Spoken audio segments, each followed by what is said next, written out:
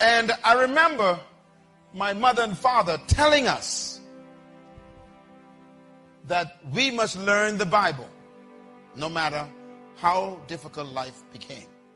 And they would teach us from this book about God and about Jesus Christ and about his sacrifice for us. And as kids, we grew up with those conditions. And as you grow older, you begin to question, why are we poor?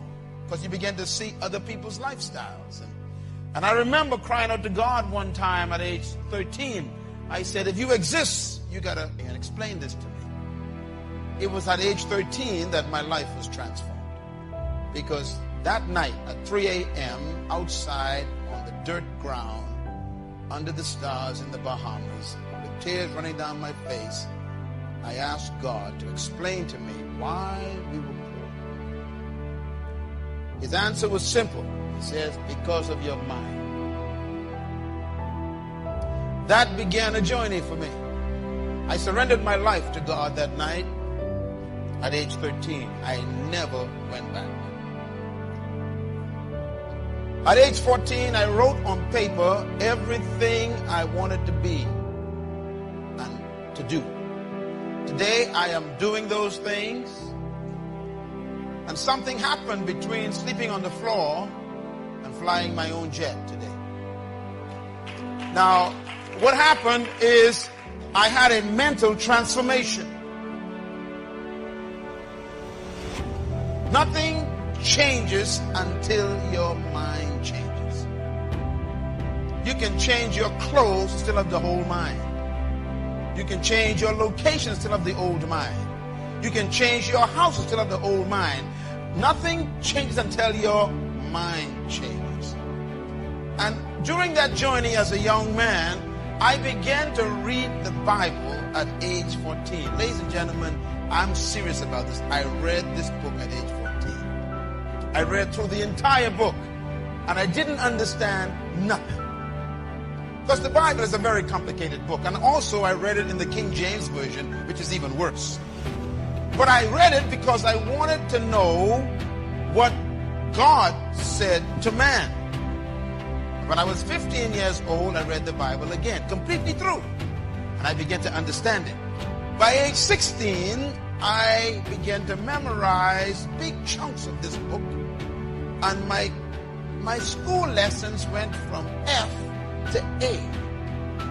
I became an A student because of this book. I graduated top of my school in high school because of this book. It taught me that nothing was impossible. So my whole life was changed because I fed myself new information from that book, which changed my concept of me. And I discovered things like this. The greatest tragedy in life is not death.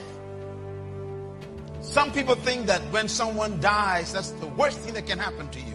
That's not true.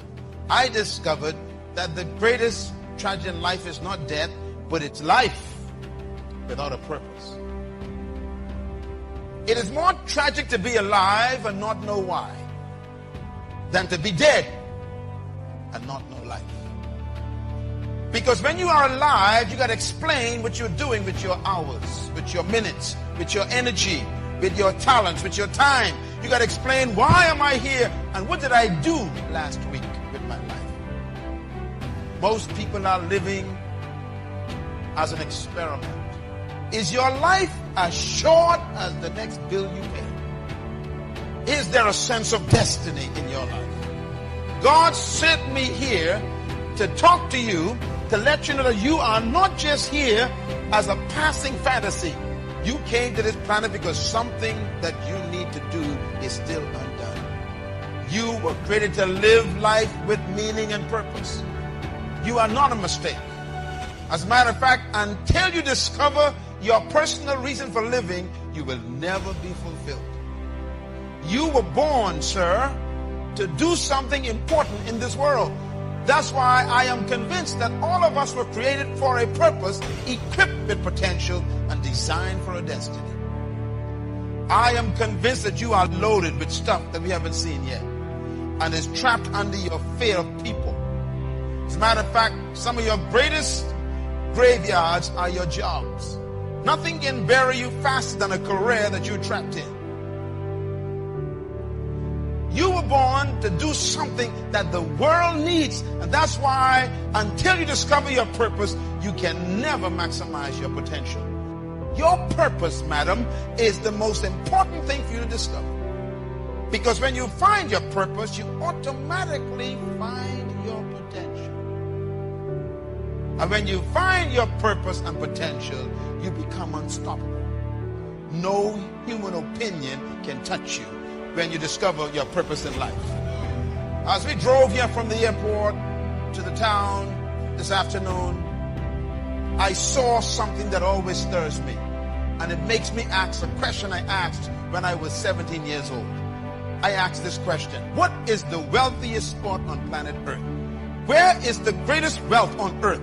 And someone says, well, maybe it is the gold mines of South America, or it's the diamond mines of South Africa, or the oil fields of Iran, Iraq, and Kuwait, or maybe it is the silver mines of Peru, or maybe it's the oceans of the Caribbean with all that seafood.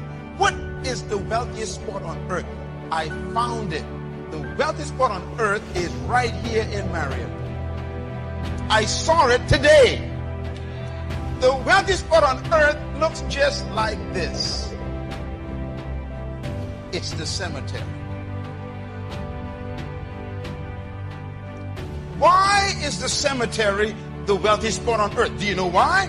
Because buried in the cemetery are books that were never written. In the graveyard, we've got paintings that were never painted. Buried in the cemetery right here in Marion is music that no one has ever heard. Because people die with music in their minds. What a tragedy. The graveyard is filled with businesses that never open. Some of you had a business idea for the last 20 years and you are still employed. Because you wouldn't step out and believe God with that idea. And the cemetery is going to take that business from us.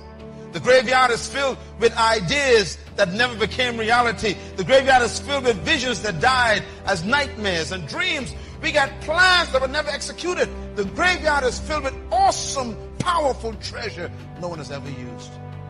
As a matter of fact, that is why I came here. Because I had to come. I came here because of the cemetery.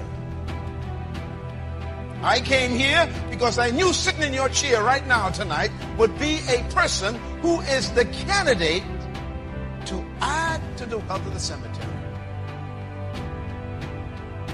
You are about to make the cemetery even more wealthy.